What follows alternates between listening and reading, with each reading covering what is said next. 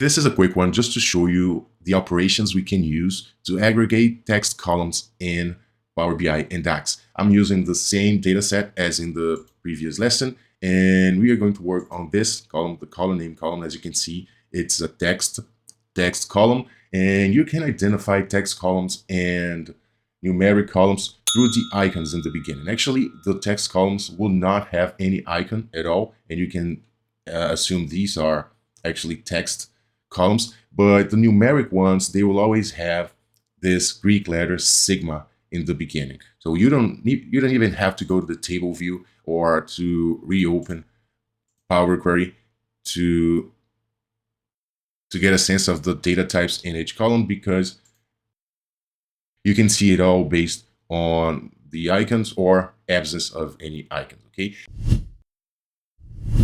And I will insert a card visual, and we need visuals to actually see the measures we create, and I'm creating a new measure.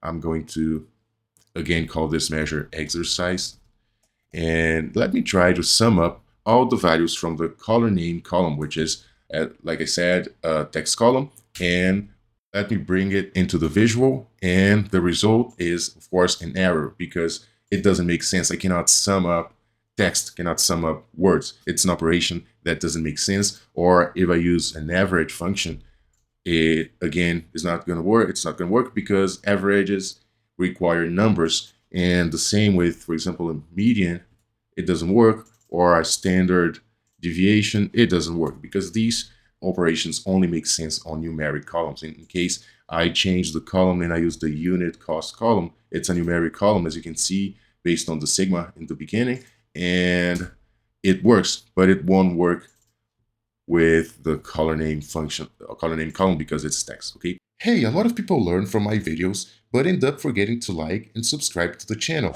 Hitting that like button, subscribing, and leaving a comment really helps YouTube recommend this content to more people, and it lets me know what's working for you.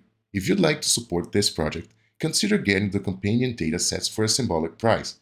It's a great way to follow along with the lessons and reinforce your practical skills at the same time. The links are in the description. And let me know in the comments what topics you'd like to see next. I'm always open to new ideas. So what are the operations we can run on a text column? Well, first of all, we can run a max or min. If I use the max function, it's going to work properly because the max function, in this case, it's going to require the last text in an alphabetical order. So what Power BI does, it takes all of the strings in the column, it's going to order it in an alphabetical order, and then it's going to pick, in this case, as I'm using the max function, it's going to pick the last observation, the last value, the last text in an alphabetical order. And of course, if I reverse it, instead of the max function, I use the min function, it's going to give me in an alphabetical order the first value. And that's it, as simple as that. But you can see that the result is again going to be text because I'm picking in an alphabetical order the first or the last value, and this value is going to be text. But if I run, for example, the count function, it's going to count how many values, how many observations I have in a column, in a text column, and the result's going to be a number, right? It's not going to be text because as I am counting how many observations in a column, so it's going to return me, of course, a number.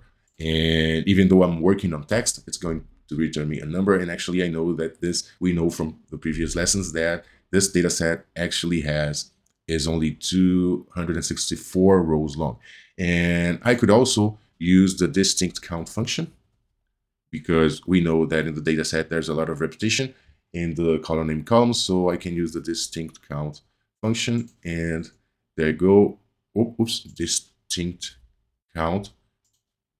And there you go. We only have actually 12 different colors. And these are operations we can run on text columns in Power BI and DAX. And you need this knowledge so you won't get stuck in the middle of the next lessons. And we actually need to know this difference. And I hope you liked this video. If you did, again, don't forget to hit that like button, subscribe to the channel, and leave a comment below. See you in the next lesson.